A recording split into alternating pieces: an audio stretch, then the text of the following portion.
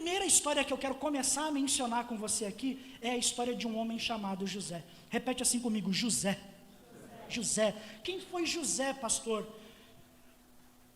É difícil falar tudo sobre José em 30 minutos, que é o tempo que eu tenho. Por que é difícil falar tudo sobre José em 30 minutos? Porque José é uma das maiores biografias que a gente tem na Bíblia. Que a biografia é quando na literatura bíblica, ou até na literatura comum, é escrita a respeito da vida de uma pessoa. Você vai encontrar na Bíblia Sagrada uma narrativa mais detalhada a respeito da vida de algumas pessoas, e às vezes, a respeito de outras, somente a menção de um nome. Por exemplo, você olha para a Bíblia, você conhece mais, a partir da Bíblia, a respeito de José ou de Mefibosete? Talvez você nem imaginasse que Mefibosete é um personagem bíblico, mas é um personagem muito importante, filho de príncipe, neto de rei. Mas por que a história de Mefibosete não é tão conhecida como a história de José? Porque quando a gente vai pesquisar sobre Mefibosete na Bíblia, a gente vai encontrar alguns versículos somente. Quando a gente vai pesquisar sobre José na Bíblia, só em Gênesis são 13 capítulos. E não são 13 capítulos pequenos, são 13 longos capítulos. Então, se você quiser conhecer um pouquinho mais sobre a história de José, comece a ler em Gênesis no capítulo 37 e vai lendo até o capítulo 50. Você não precisa fazer isso de uma vez. Você não precisa fazer isso numa sentada. Lê um capítulo, lê o 37 amanhã, aí lê o 38 na terça, aí na quarta lê o 39, e você vai lendo capítulo por capítulo. Quando você chegar no 50, você leu grande parte, ou boa parte da vida de José. Se você ler Gênesis do 37 ao 50, você vai ter uma boa ideia a respeito de quem é José, uma das maiores biografias da Bíblia. Para muitos, um arquétipo, alguém que nós sim podemos olhar, não que a gente vai fazer exatamente o que José fez, mas a gente pode olhar para José e aprender muito sobre Deus, olhando para a vida deste homem. Para muitos, um personagem bíblico cujo caráter mais se assemelha com o de Cristo. Mas enfim, quem é José? Só para você ter uma ideia, José, ele é fruto de um relacionamento cheio de amor. E, poxa, isso é mais do mesmo, não na cultura bíblica, não na cultura judaica, não em tempos onde casamentos eram arranjados. Nem todas as pessoas na Bíblia tiveram a oportunidade, o privilégio de se casarem a partir de um sentimento, sabe? As pessoas nos tempos antigos não acontecia como é nos dias de hoje. Você cria um perfil no Tinder, e aí você começa a conversar com umas pessoas, e aí você marca um encontro no shopping, que é um lugar público, e aí porque tem os receios, toma um café, bate um papo, assiste um cinema, vai almoçar na casa da pessoa, a pessoa vai almoçar na sua casa, e aí a gente vai conversando, e aí a gente vai para um retiro, e aí sabe, não é assim. E aí depois de muita coisa acontecer, a gente decide se casar porque a gente se ama. Naquela época não era assim. Hoje em dia nós temos esta oportunidade. Mas o pai de José, Jacó, ele teve o privilégio de poucos no Antigo Testamento, o privilégio de casar com uma mulher que ele amava. Quando você lê a história de Jacó, você vai encontrar exatamente essa expressão: Jacó amava Raquel. Jacó, irmãos, amava tanto Raquel que ele trabalhou 14 anos de graça para pagar o dote e casar com ela. 14 anos sem receber R$1. Quando ele está na casa da família de Raquel, e ele percebe a oportunidade ali de granjear alguma coisa, o tio dele fala para ele: não, você está trabalhando aqui comigo, mas você não vai trabalhar de graça não, eu vou te pagar. Não, você quer me pagar? Então tá bom, vou trabalhar 7 anos para você de graça, para que você me dê a mão da sua filha em casamento. E ele trabalha 7 anos de graça. Pastor, mas você não falou que foi 14? 7 anos, chega o dia do casamento, na lua de mel ele descobre que ele não casou com a Raquel, que o pai da Raquel enganou ele. Ali já era Deus tratando com ele. E o pai da Raquel enganou ele, dando para ele a filha mais velha. Quando ele vai reclamar, não tinha o sistema de reclamação que existe hoje em dia, ele vai reclamar com o pai, ó, você me deu a filha errada. E aí o pai fala para ele assim, não, é que a Raquel é a mais nova. Eu não posso te dar a mais nova para casar sem que antes te dê a mais velha. Ó, mas eu vou te dar a mais nova, mas você vai ter que trabalhar mais 7 anos para mim de graça. E Jacó trabalha mais 7 anos de graça para casar com a mulher que ele amava.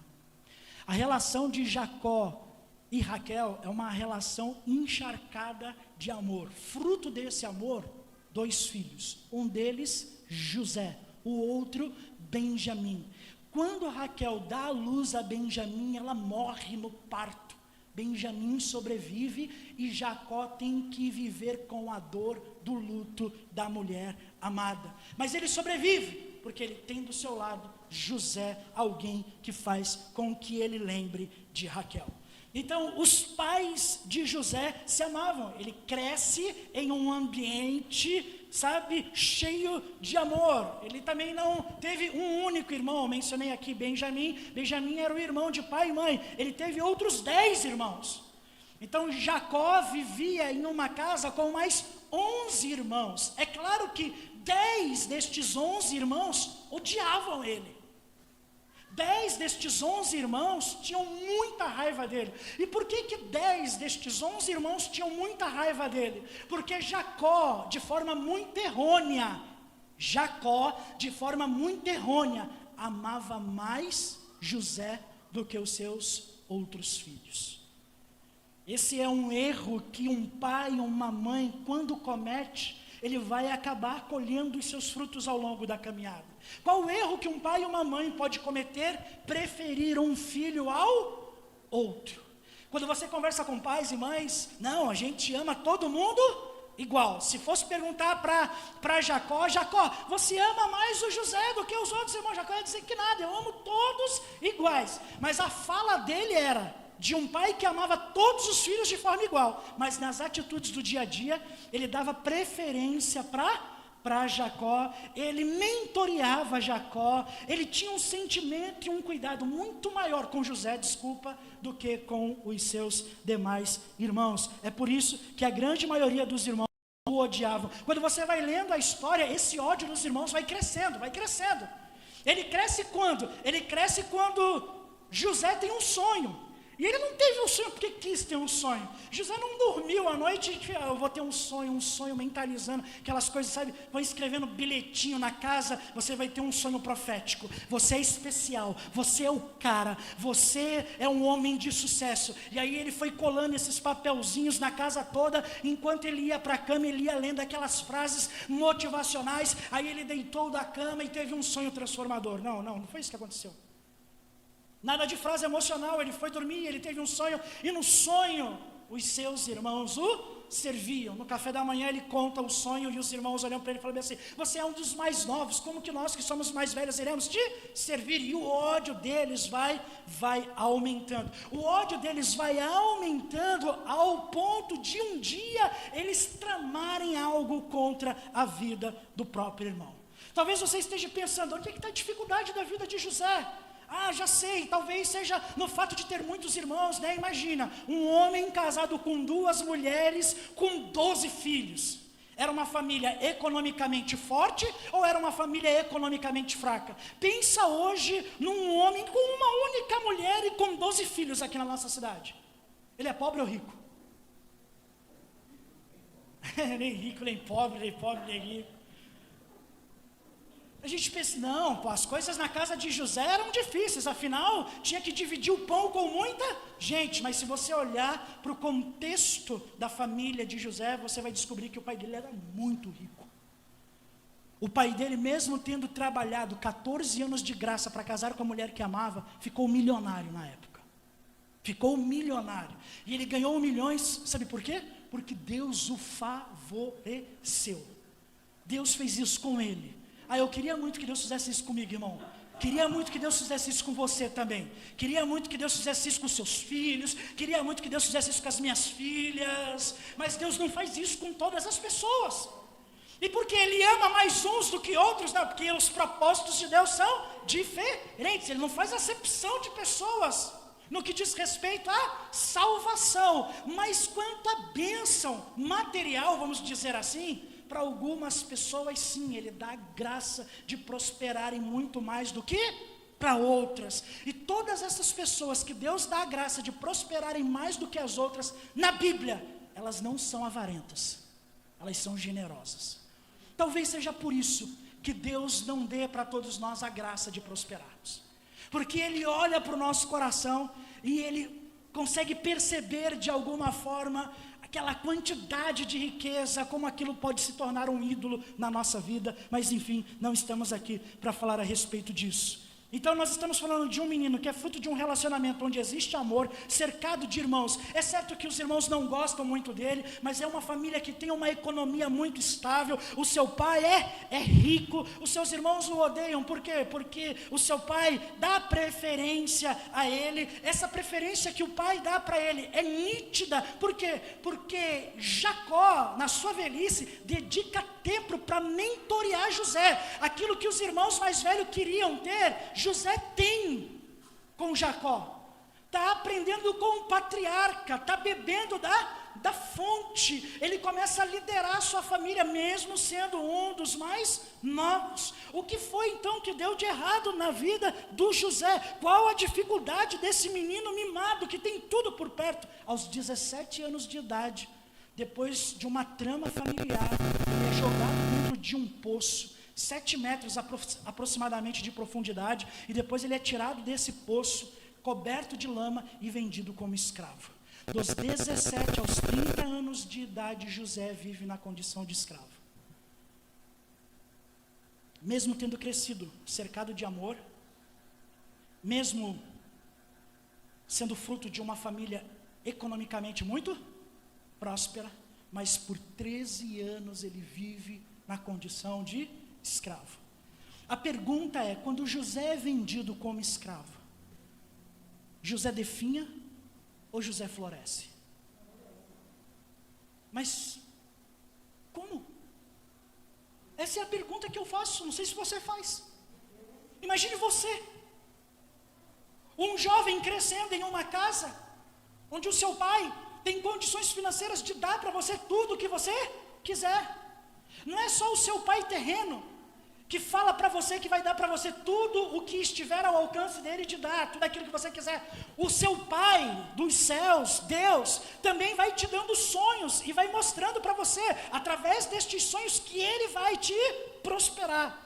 Então você cresce cercado de cuidado, cercado de mimos, cercado de sonhos, completamente amparado, sendo mentoreado para assumir a liderança da família. E de repente, aos 17 anos de idade, você é fruto de um golpe que foi planejado pelos seus próprios irmãos, e você passa a viver na condição de escravo. Isso iria te matar ou isso iria te fortalecer?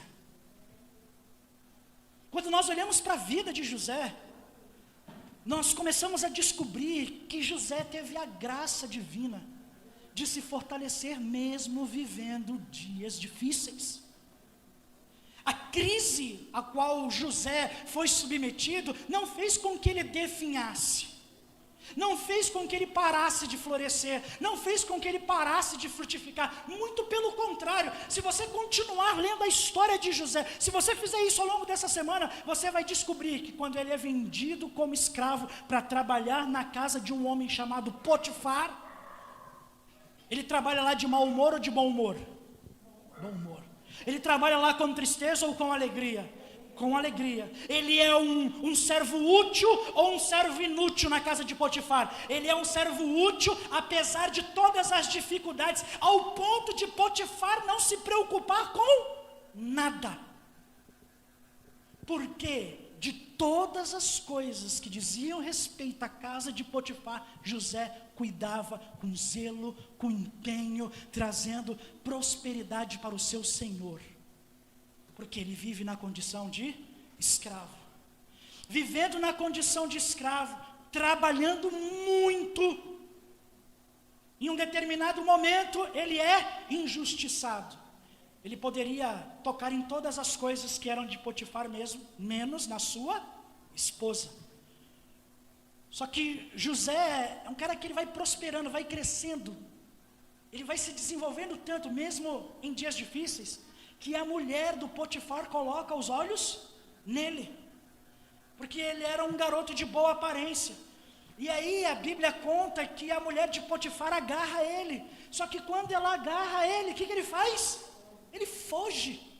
Presta atenção, mano. Ele foge, isso aí é homem de Deus. Ele foge, ele tinha, sabe, todas as circunstâncias apontavam para que aquele fosse o dia da farra de José. Mas ele permanece íntegro. Ele permanece fiel. Ele permanece obediente. Ele permanece perseverando em fazer a vontade do seu Deus, ainda que Deus não esteja mais falando com ele, ainda que tudo que esteja acontecendo com ele seja completamente o contrário daquilo que um dia Deus disse que iria fazer na vida dele, porque ele não serve a Deus porque Deus vai dar o que ele quer receber, ele serve a Deus porque Deus é Deus e ponto final. A gente vê esse caráter na vida de José. E aí, quando a mulher agarra ele, a Bíblia conta a história que ele escapa dela. Ele foge das mãos da mulher de Potifar, ela fica agarrada com a camisa, e ele sai correndo, porque ele não quer, sabe, ferir de alguma forma a casa de Potifar. O que a mulher faz? Levanta um falso testemunho. Ela acusa José de assédio sexual. E Potifar, sabendo, ciente, ou pelo menos desconfiando que aquela não era uma acusação legítima, ainda assim, por causa da sua honra, ele coloca José onde? Na cadeia. José chega na cadeia, no Egito, no fundo do poço. O que acontece com José? Ele definha? Não, ele floresce. Ele floresce tanto na prisão, ao ponto de o carcereiro não precisar fazer absolutamente nada. Por quê? Porque José, ele era um detento que dirigia o presídio, mas permanecia preso. Não é aqueles caras que tomam o poder do presídio e abrem as portas e vamos todo mundo para a rua. Não, ele administra a carceragem, a prisão, de uma forma que todas as pessoas que estão ali presas vivem muito bem. Perceba que por onde José vai passando, independente das circunstâncias que o cercam, ele permanece fiel a Deus. Ele permanece honrando os princípios que o pai dele ensinou para ele. Ele permanece fazendo aquilo que o Senhor o chamou para fazer da melhor maneira. Da melhor maneira. É por isso que por onde José passa, ele vai florescendo. Ele vive na condição de escravo por 13 anos, dos 17 aos 30. E por que mesmo passando por tudo isso, José não definhou? Por quê? Porque ele reagiu de uma forma, eu vou usar uma palavra aqui que eu não queria usar, mas eu preciso falar dela, de uma forma muito positiva. E caramba, pastor, reacionismo positivo, está falando de positivismo? Não, nós somos pessoas que reagem o tempo todo, nós somos seres reativos. Como assim seres reativos? Se o teu corpo começa a sentir fome, o que você vai fazer? O que você vai fazer? Você vai comer, e comer é uma reação à fome que o seu corpo está sentindo. Se você estiver cansado e com sono, o que você vai fazer? Você vai dormir. E dormir é uma reação natural do seu organismo para aquilo que está acontecendo. Você está com sono. Se você está com frio, uma destas noites aí, onde esfria mais, o que você faz? Você veste um casaco, porque você quer se cobrir, você quer se esquentar. O que é isso? Isso é uma reação que o seu corpo, o seu cérebro está tendo a partir de uma situação ao qual você está exposta. Quando nós olhamos para a vida de José e nós pensamos o que foi que aconteceu, o que foi que José fez, qual é o insight, qual é, a isca, qual é o segredo do sucesso de José? É que José reagia sempre de forma positiva, apesar das circunstâncias. Lembra aquela mulher que ela se encontra com o profeta depois de ter perdido o filho, e o profeta pergunta para ela: como é que você está, mulher? Ela fala: eu estou bem, vai tudo bem lá em casa. Olha, aquele filho lá que eu não queria, e que você profetizou que eu teria, e eu tive, ele morreu, mas vai tudo bem. A forma como nós vamos reagindo às circunstâncias que nos rodeiam, vão determinar se nós iremos florescer ou se nós iremos definhar no meio das dificuldades. O que acontece muitas vezes é que há muitas maneiras de reagir. Por exemplo, nós podemos reagir de forma passiva. Como assim, reagir de forma passiva? Diante de um problema, diante de uma dificuldade, como você reage de forma passiva? É como se você só passasse a apertar os botões que mandam você apertar. Imagine você dentro de uma grande correnteza, e você tenta sobreviver, você dá 1, 2, 3 braçadas, não o suficiente para se cansar ao ponto de se entregar. Você dá 1, 2, 3 braçadas, mas aí você percebe que é uma correnteza muito forte, e se você continuar dando braçada, você vai gastar muita energia, e você não quer gastar muita energia, o teu cérebro não está acostumado a investir muita energia, o que a gente gosta é de conforto e de comodismo. Então, ao invés de reagir, você simplesmente começa a boiar no meio da correnteza. O que vai acontecer se você começar a boiar no meio da correnteza? A correnteza vai te levar. A pergunta é: para onde que ela vai te levar? Porque às vezes é essa atitude que nós temos, a atitude de agir no automático. Diante da crise, o que a gente faz? A gente só faz aquilo que mandam a gente fazer. Olha para José, irmão. José não é o tipo de homem que faz só aquilo que mandam ele fazer. José é um homem muito útil na casa do seu pai. José é um homem muito útil na casa de Potifar. José é um homem muito útil na cadeia no Egito. José é um homem muito útil para Faraó como governador do Egito. José é um homem que se torna muito útil para a sociedade como um todo em um dia de escassez e fome. Por quê? Porque José não faz só aquilo que mandam ele fazer. José é proativo. Essa é a expressão. Ele é proativo. Você não precisa pedir para que ele faça as coisas. Ele coloca a mão e ele faz. E ele não faz de qualquer maneira, não. Ele faz bem feito. E tudo que você fizer, se você fizer bem feito, você pode não se tornar a pessoa mais rica, mas você vai dormir feliz e contente com a certeza de que você deu o seu melhor. Sabe qual é o problema? O problema é que no meio da crise, no meio da dificuldade, no meio da adversidade, a gente fica esperando alguém mandar a gente apertar o botão que a gente tem que apertar, porque não tem iniciativa. Não tem.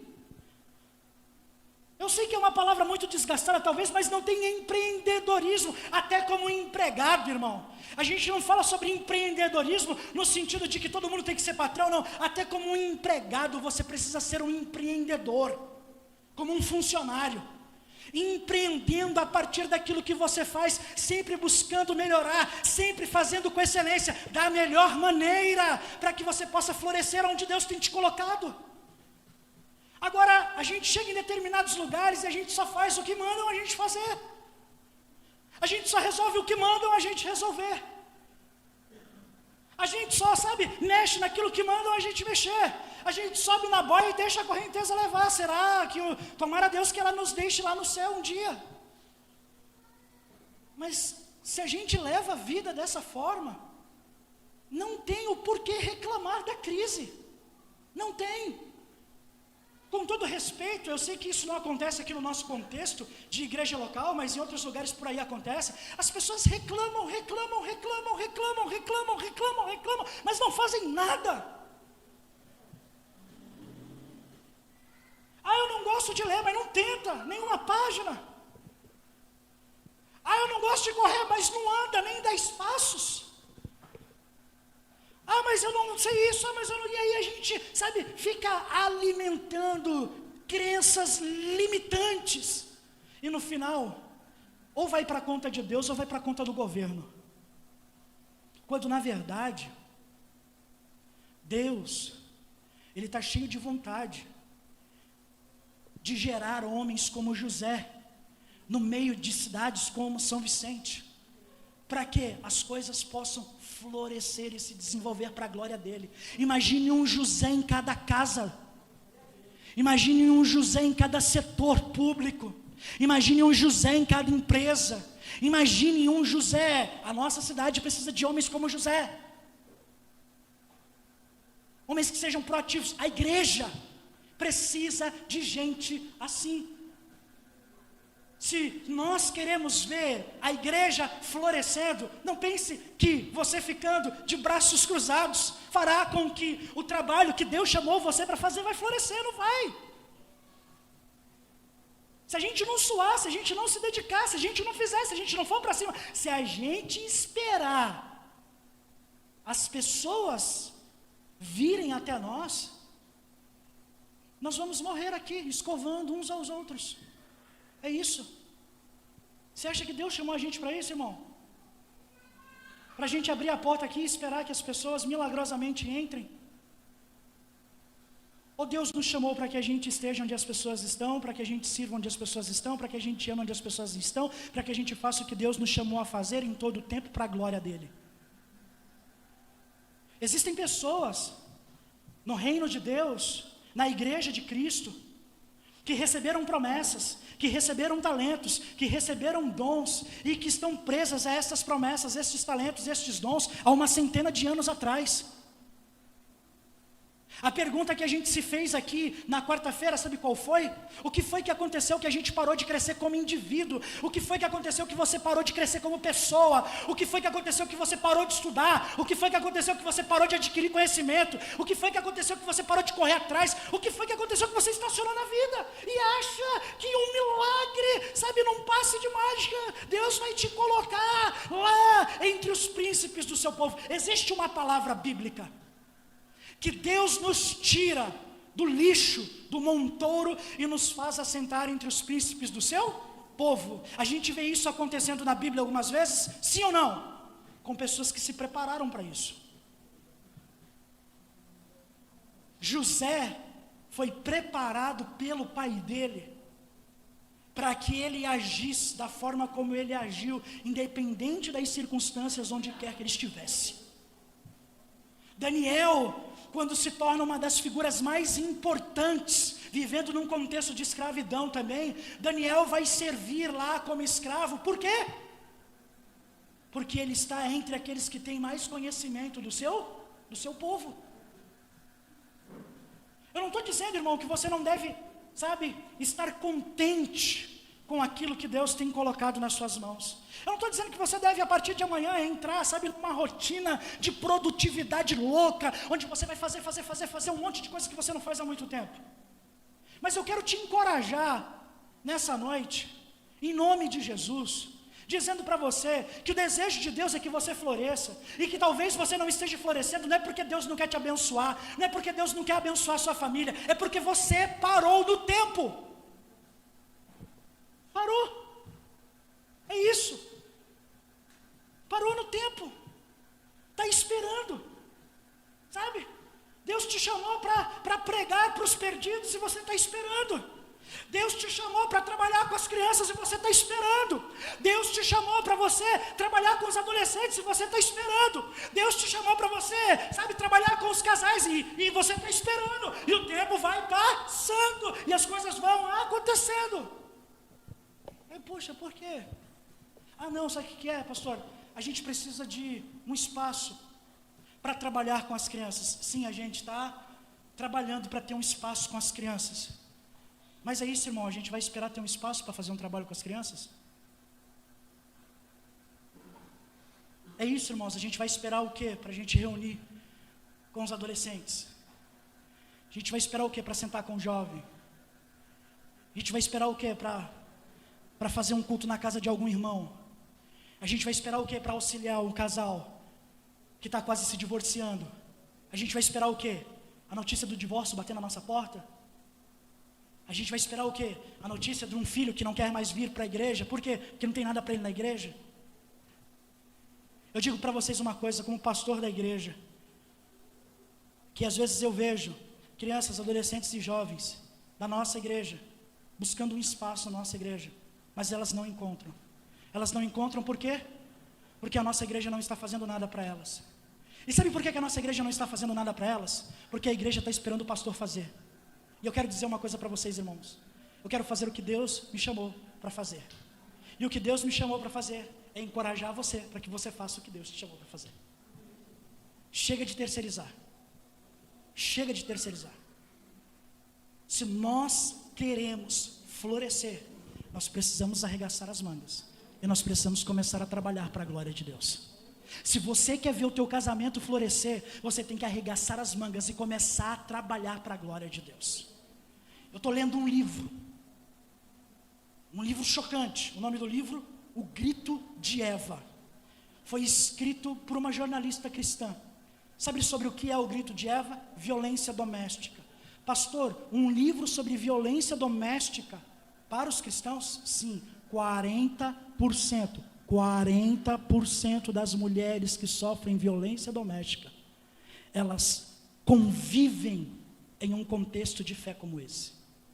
São membros de igrejas, são mulheres, homens, crianças que estão sofrendo os mais diversos abusos dentro da sua casa. E quando buscam na igreja um auxílio, uma palavra de encorajamento, o máximo que elas ouvem do pastor é: irmã, você precisa orar mais. Ore mais por esse marido que está te batendo.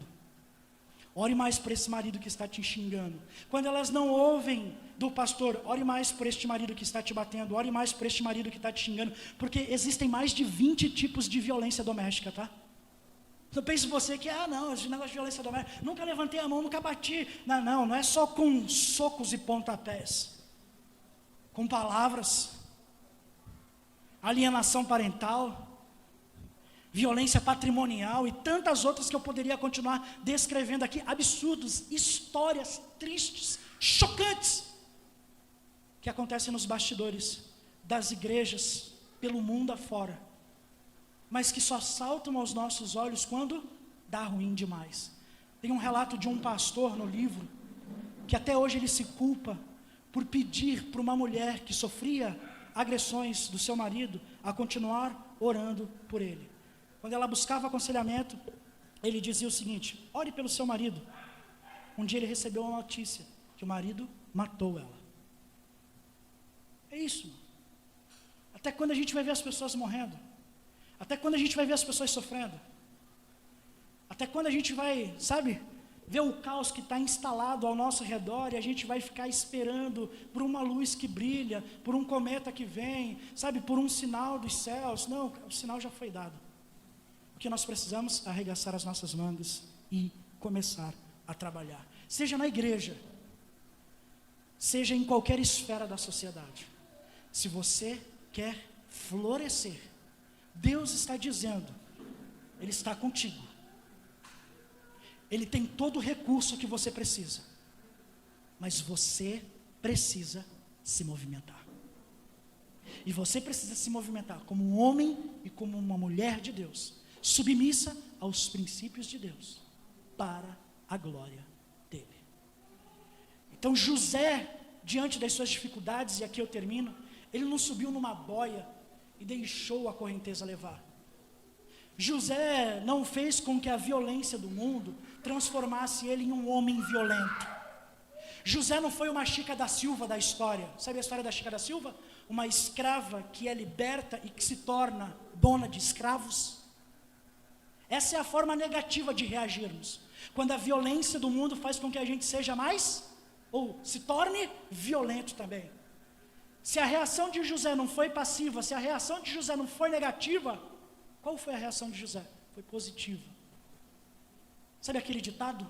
Se a vida te der um limão, o que você deve fazer, irmão? Faz uma limonada, cara. É isso. E a minha oração nessa noite, irmãos, é para que Deus te dê graça e sabedoria para que você faça limonadas com os limões que Ele tem te dado. Deus tem te dado muitos limões. Para alguns aqui, algumas dúzias mais do que para outros.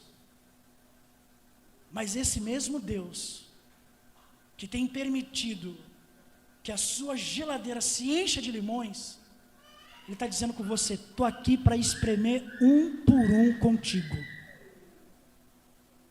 Vamos tomar esse suco todo junto.